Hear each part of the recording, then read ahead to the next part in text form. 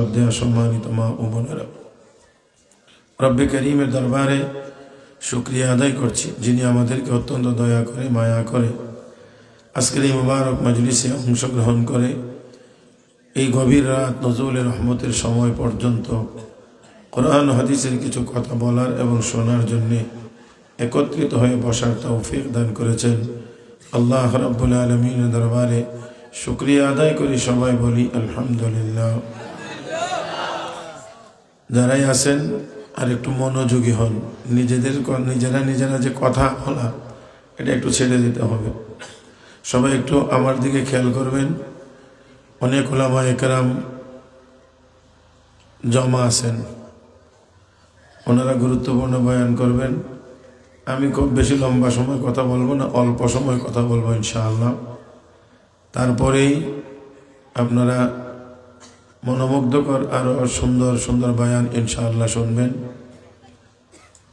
আমি শুরুতেই আপনাদের দোয়ার মহতাজ, দোয়া চাই আল্লাহ রাব্বুল আলামিন যেন কিছু কথা বলার সুযোগ এবং তৌফিক আমাকে দান করেন।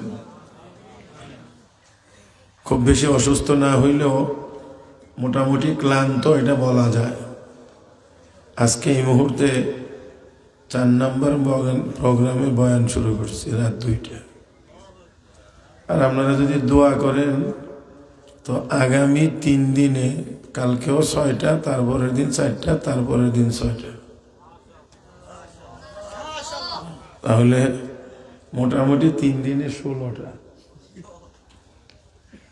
এ কারণে খুব লম্বা সময় আমি বলছিলাম যে এশার নামাজের পরে কোনো এক ফাঁকে আমার দেওয়া যায় কিনা, কিন্তু উলামা একরাম সবারই নাকি সেটিং টাইম টুম সহ, তো আমি আর কিছু বলিনি, আমি এই দিক দিকেই গেছি। বলছে যে না, শেষে দিয়ে আসেন।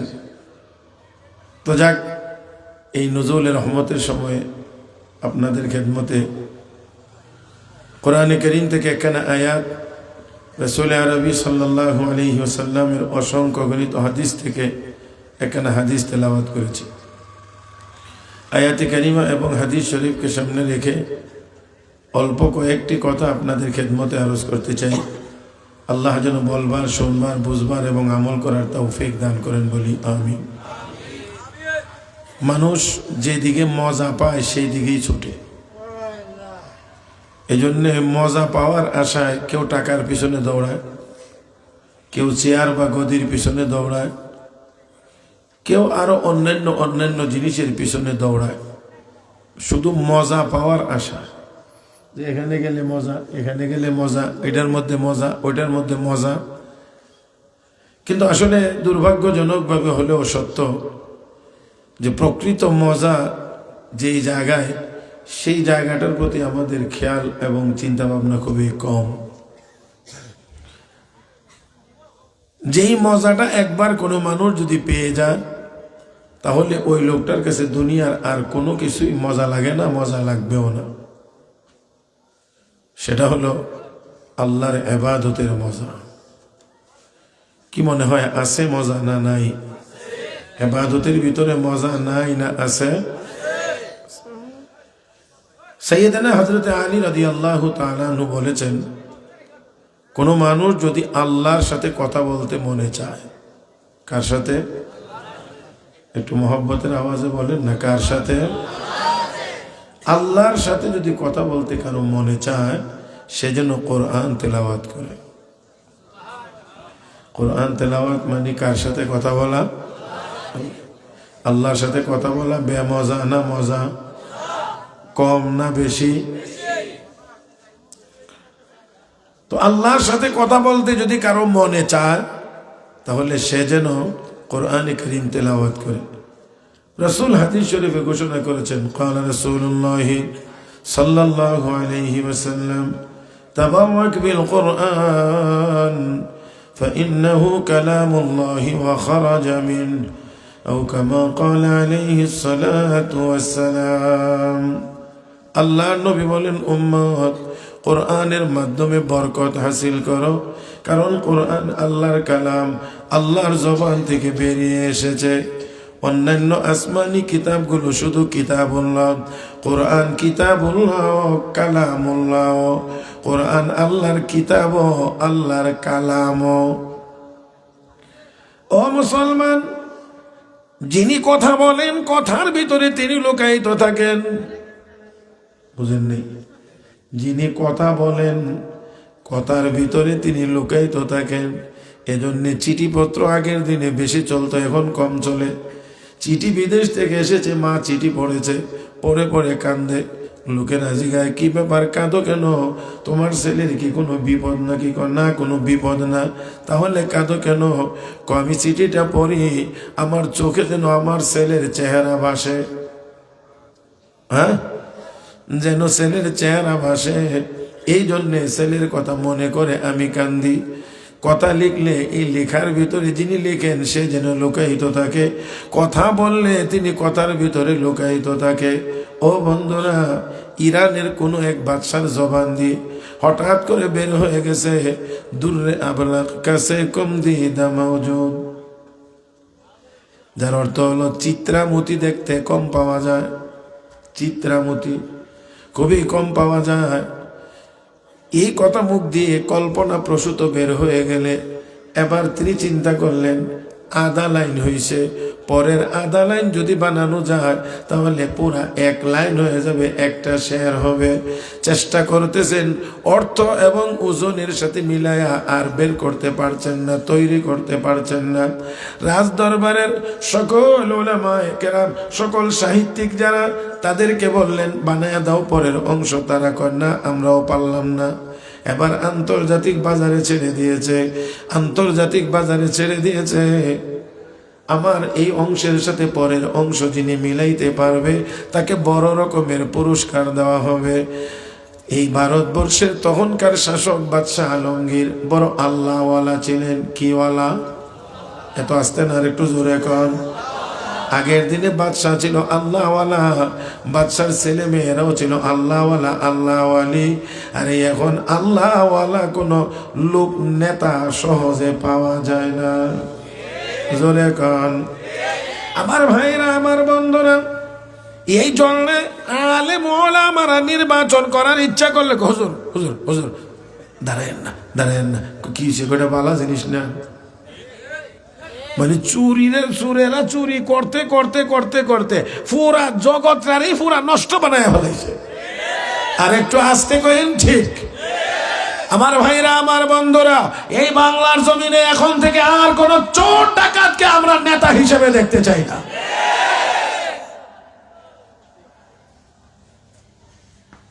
আমার তো হান্দাত রাখছে, কোন সব হাতের বাড়ি লেগে ফিরে থাকে।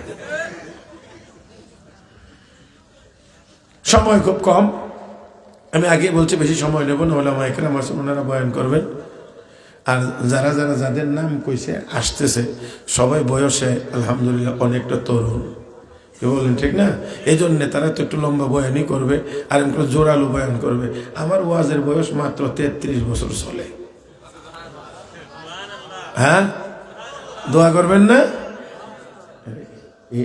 আরেকটা দেখছিলাম, দেখো শাফি না হারাই গেছে গিয়া। আমার ভাইয়েরা, এখন বাদশাহ আলমগীরের মেয়ে জীবন্নেসা, তার কানে যখন আসছে আওয়াজ, পরের অংশটা সে তৈরি করছে। কি? ইরানের বাদশার কথা ছিল, দূরে আবলাক কাছে কম দিদা মাওজুদ, চিত্রামতি দেখতে খুব কম পাওয়া যায়। পরের অংশের অর্থ হলো সুরমা মিশ্রিত চোখের পানি, এটাও চিত্রামতির মতো। পানি সুরমা দিতে গেলে অনেক সময় চোখ দিয়ে ফোটা পানি পড়ে গেলে এটার মধ্যে সুরমা লাগানো থাকে, তো তখন চিক চিক চিক চিক চিক চিক চিক চিক করে। এখন আগের অংশ একজনের, পরের অংশ একজনের, দুইজনই মিলাইয়া হইছে পুরা এক শের। দূরে আবলা কাছে কম দিদা মাওজুদ, মগর আশকে বুতানে সুরমা আলোদ। বড় চমৎকার মিলছে, দূরে আবলা কাছে কম দিদা মাওজুদ, মগর আশকে বুতানে সুরমা আলোদ।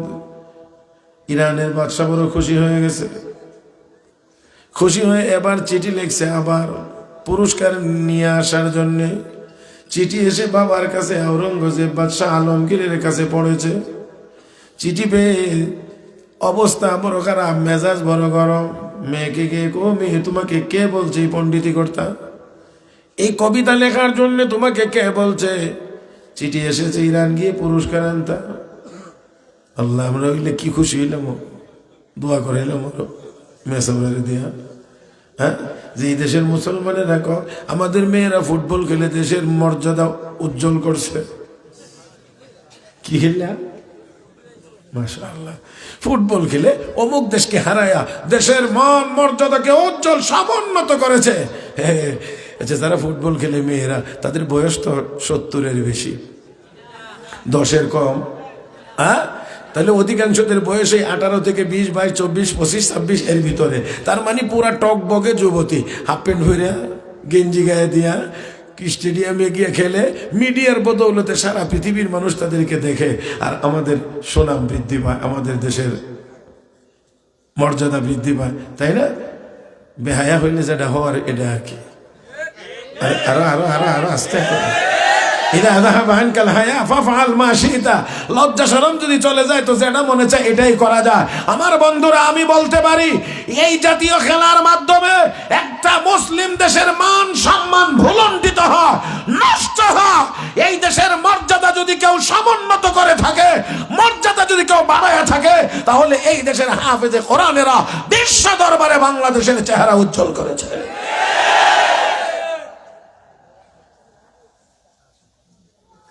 বন্ধুরা, কিন্তু এইগুলো বলবে না, কারণ এটার মধ্যে সবাই আবার মজা হয় না। এটার মধ্যে মজা হয়, আমি এর চেয়ে বেশি আর বলতে পারবো না, এই জন্য দুঃখিত। আপনারা কিছু অংশ বুঝে নিতে হবে।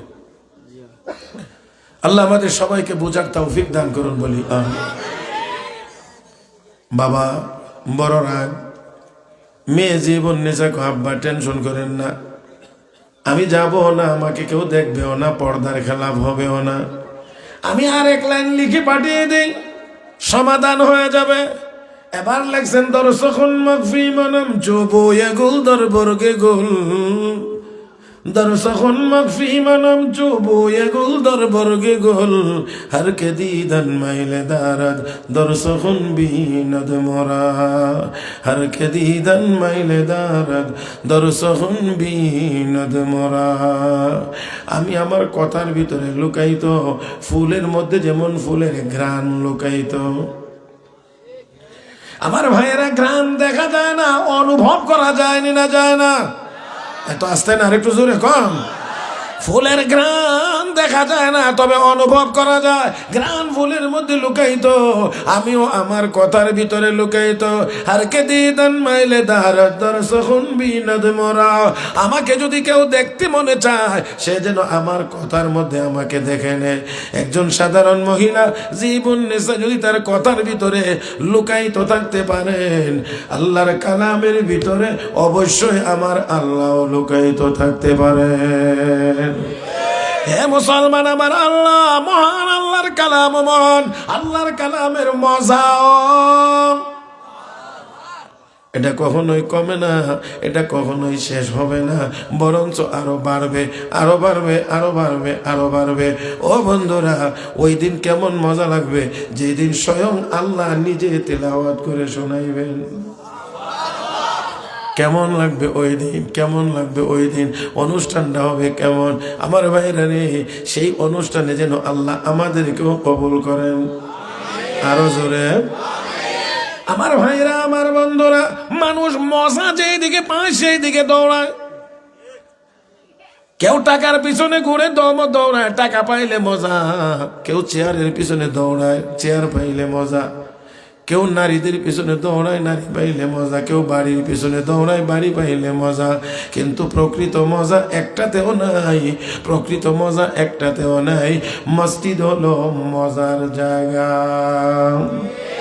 وإذ جعلنا البيت مثابة للناس وأمنا واتخذوا من مقام إبراهيم مصلى وعهدنا إلى إبراهيم وإسماعيل أن طهر بيتي للطائفين أن طهر بيتي للطائفين والعاكفين والركع السجود আল্লাহ রাব্বুল আলামিন বলেন আমার ঘর বাইতুল্লাহ খানায়ে কাবা এটাকে মাসাবা বানাইছি আমি আল্লাহ ওয়া ইয জাআলনাল বাইতা মাসাবাতাল লিন্নাস মানুষের জন্য মাসাবা এর এক অর্থ হলো এটা বারবার আসার জায়গা বারবার আসার জায়গা ও ভাই মসজিদ কি একবার জায়গা জোরে কোনা মসজিদ কি এক দুইবার যাইবার জায়গা না এটা বারবার যাইবার জায়গা বারবার যাবে যত যাবে ততই ভালো লাগবে যত যাবে ততই ভালো লাগবে আমার বন্ধুরা মসজিদের ভিতরে গেলে যে মজা এটা দুনিয়ার আর কোনো জায়গাতে হযরত মাওলানা হাকিম আখতার সাহেব রাহমাতুল্লাহি আলাইহি লিখেন মালিকা ড্রাইভার চলছে রওনা কোথাও আজান শুরু হয়ে গেছে ড্রাইভার কো সার নামাজ পড়ে আসি কো ঠিক আছে গাড়ি ব্রেক করো পার্কিং করো নামাজে চলে যাও নামাজ পড়ে আর বের হয় না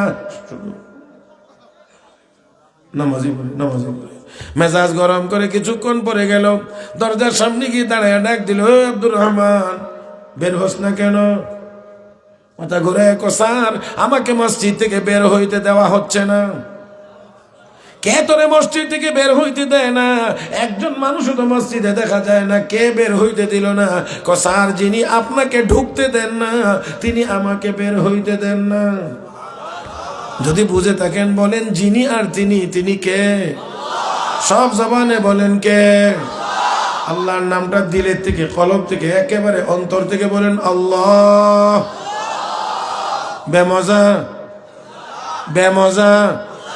अल्लाह अल्लाह क्या मुबारक नाम है अल्लाह अल्लाह आशिकों का काम है जिक्र होता मद ग़िज़ाई रूहरा मरहम आमद ई दिले मजरूहरा जंग दिलास सैक़लेला पाक कुन सीना बात गे मोहब्बत चाक कुन ला इलाहा इल्लल्लाह একটা জবানও বন্ধ থাকবে না মহব্বতের আওয়াজে বলেন লা ইলাহা ইল্লাল্লাহ লা ইলাহা ইল্লাল্লাহ লা ইলাহা ইল্লাল্লাহ মুহাম্মাদুর রাসূলুল্লাহ ও ভাইয়েরা ড্রাইভার কো স্যার আপনাকে যিনি ঢুকতে দেন না আমাকে তিনি বের হইতে মজা কোন জায়গায় আর আমরা তালাশ করি কোন জায়গায় হারাইছি কই খুঁজি কই এই জন্য আমি মাঝে মাঝে বলি নৌকা মাল ভরছে এক জায়গা থেকে বইরা নৌকা ছাড়ছে 10 কিলোমিটার দূরে এক গন্তব্যে এখন শীতের দিন উপরে যে বসে রয়েছে বাতাসে একটু বাড়ি দিলে কেমন করে উঠে তো যারা শরীরে একটু বাতাস লাগে শীতের দিন আর কাজ কাম করে পানির সাথে এরা আবার একটু হুক্কা বিড়ি খায় হুক্কা চিনেন হ্যাঁ আচ্ছা যাক তো এখন হুক্কার প্রচলনটা কম আগে একটু বেশি ছিল আর কি এখন বিড়ি দিয়ে সেরা তো হুক্কার উপরের অংশটার নাম কি মাশাআল্লাহ সেলিম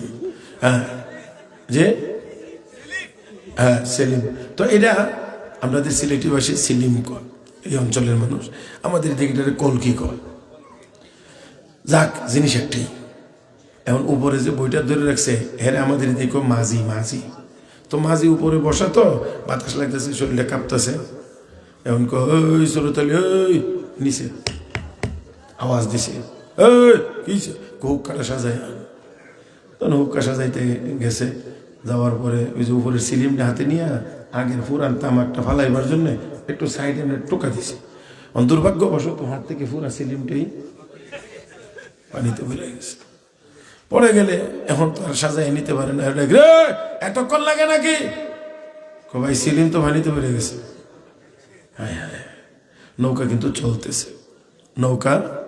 চলতেছে এখন কবে সিলিম পানি পড়ে গেছে বলে হ্যাঁ, কত একটু চিহ্ন দিয়ে নৌকা চলে চলমান নৌকাতে সিলিম পড়ে গেছে, এখন চিহ্ন দিব। তো আল্লাহর মতো বুদ্ধিমান কম না, দা হয় না, নৌকার সাইডে করতেছে, জবরদস্ত বুদ্ধিমান, ঠিক না? জি, এবার তো মানে উপর থেকে বলছে হ্যাঁ মাঝি এত এখানে সবচেয়ে বড় বুদ্ধিমান, এই জন্য তের হাতে বইটা দিছে। তো এত বড় বইটাওয়ালা একজন বড় বুদ্ধিমান কো চিহ্ন রাখ, নৌকা চলে চলন্ত নৌকা থেকে পানিতে পড়ে এটা নিচে চলে গেছে, কো চিহ্ন দিয়ে রাখতো। তো ওই অত বড় বুদ্ধিমান যখন, তো যারে হুকুম করছে বুদ্ধি আর কত হইব? কথা বুঝেন নাই? তারপরেও এরা মনে মনে ভাবে হাম কুছ হুয়া হে, আমরা অনেক বুদ্ধিমান, তাই না? অনেক বুদ্ধিমান। আমাদের দেশে অনেকে এরকম বুদ্ধিমান মনে করছে অনেক দিন পর্যন্ত, আর মোল্লারা মনে করছে এটা কোনো কামেরই না, খালি জেলো ঢোকা মারা আসতে খালি কইছে মিয়া সাহেব জেলে ঢোকা, এটা আয়না কর দেখা, কথা বলার সুযোগ দেওয়া যাবে না, পোস্টারের নাম দেখলে না এই বলবি এইদিকে আইলে ওয়াজ হবে না। এরকম হইছে না? হইছে না? মনে করছে বাবা আমরা যে বুদ্ধিমান, যেইভাবে আমাদের সবকিছু সাজাইছি, 21 সাল না 31, না 31 না 41, কথা কয় না, খালি বাড়ে বাড়ে। আমার আল্লাহ কয় না আমি যখন চাবিটা ঘুরাই দিব তখন 41 সালও হবে না, 31ও থাকবে না, মাত্র 45 মিনিট ভাত রান্না করা যাবে, খাওয়া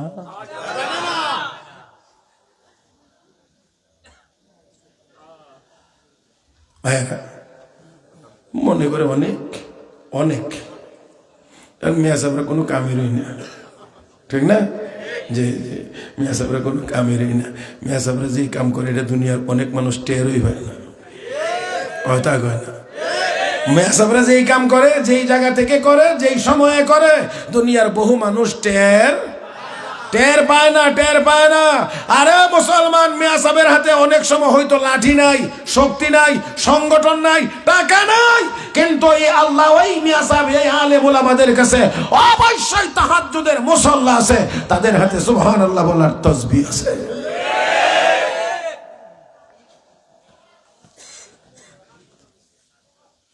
আল্লাহ আমাদেরকে বোঝার তৌফিক দান করুন।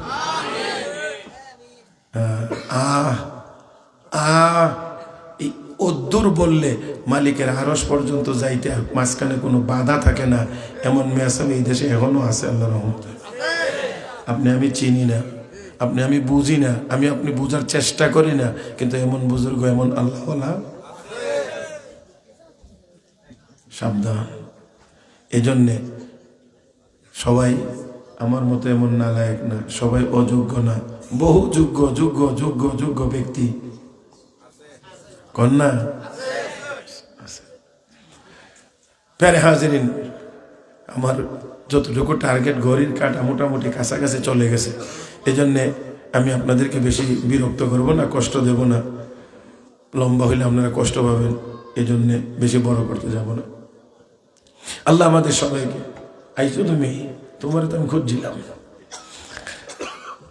হ্যাঁ, আল্লাহ আমাদের সবাইকে কবুল করুন, জোরে বলি আমিন। আল্লাহ আল্লাহ আল্লাহ। প্যারে হাজিরিন, বলছিলাম আল্লাহর ইবাদতের ভিতরে যে মজাটা আছে, এটা যদি কেউ পায়, তাহলে তার কাছে দুনিয়ার আর কোনো মজা জোরে কর না লাগে না। হযরত আবু বকর সিদ্দিক মুসলমান হয়েছেন, রেশমের 6টা দোকান, ওনার তখন 6টা দোকান বিক্রি করছেন। একটা বাবাজিকে, কি আবু বকর তুমি বললে দোকান একটা বিক্রি করে দিচ্ছ? কজি আব্বা। টাকা কি করছো? আব্বা জায়গা মতো রাখছি, জায়গা মতো রাখছি। ও ভাইরা, আল্লাহ কি বলেন? ইন্নাল্লাহা আশতারা মিনাল মুমিনিনা আনফুসাহুম ওয়া আমওয়ালাহুম বিআন্না লাহুমুল জান্নাহ। ইমানদারের জান এবং মালের বিনিময়ে আমি জান্নাত বিক্রি করেছি। সিদ্দিক আকবর এই জন্যে জান এবং মাল দিয়ে আল্লাহর জান্নাত কিনতে চায়। আমি আপনাদেরকেও জিজ্ঞেস করি, আপনারাও কি কিনতে চাননি না চান না? আমরাও চাইনি না চাই না? ও মুসলমান, হযরত আবু বকর সিদ্দিক রাদিয়াল্লাহু তাআলা আনহু, উনার যে হাতে সম্পদ ছিল, টাকা পয়সা ছিল, এইগুলো আল্লাহর জান্নাত